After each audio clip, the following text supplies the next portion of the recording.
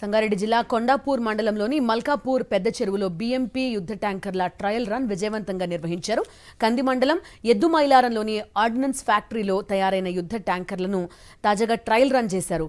ఇందులో BMP conversion vehicle, BMP over railing vehicles ని trial run లో పరీక్షించారు. 14 టన్నుల బరువున్నప్పటికీ నీళ్లలో తేలుతూ ఒక పడవలా ప్రయాణం చేయడం ఈ వాహనాల ప్రత్యేకత కాగా, నీళ్లలో గంటకు 7 నుంచి 8 కిలోమీటర్ల స్పీడ్తో వెళ్లడం, రోడ్డుపైన 30 కిలోమీటర్ల వేగంతో ప్రయాణిస్తాయని ఓడీఎఫ్ అధికారులు చెబుతున్నారు.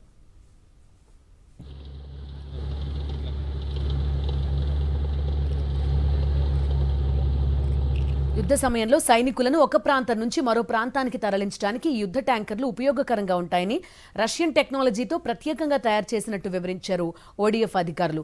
భారత సైన్యానికి ఇప్పటి వరకు 2000 వాహనాలకు పైగా యుద్ధ ట్యాంకర్లను మెదక్ ఓడీఎఫ్ నుంచి పంపినట్టు తెలిపారు.